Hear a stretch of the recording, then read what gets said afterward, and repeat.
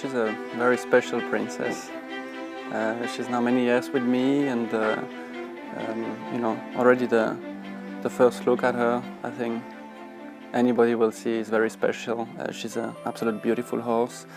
So I think you very easily fall in love with her at first sight. And she has her own character, of course. She's a little bit marish when you ride her sometimes. She's very nice at home. She's very quiet and, like when she's alone on the ring. But when there are many horses, a little bit noise or so, she can be a little bit hectic.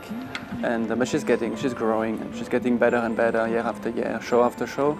So she didn't make my life so easy at the beginning to handle her, but it's getting easier, and she makes it always nice and easy at the moment. We have noticed that she has her own hashtag, Queen Bee.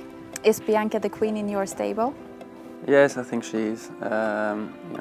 We try to treat all our horses the same, but I think main groom Emma, she came with that Queen Bee things at some point, and that has been pretty famous since that day. And yeah, I think she's the favorite of not just of us in the stable, but around the world to many people.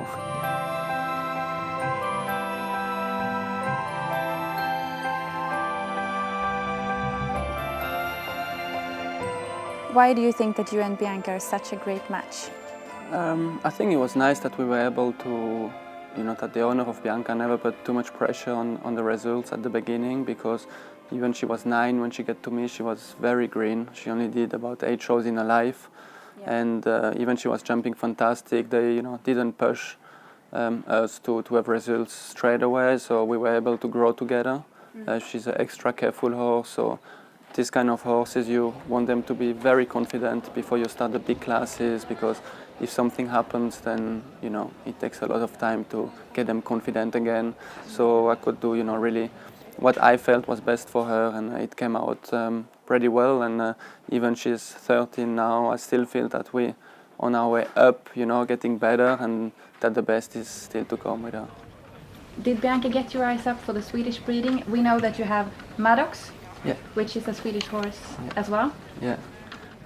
No, I don't really look into breeding and into stud book. I like good horses. If I try a horse, it's just about the feeling I get on the horse.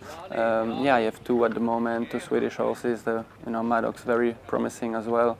I think with a bright future in front of him. And I do believe that Swedish breeding is very, very good, and you get a lot of good horses over here, always better.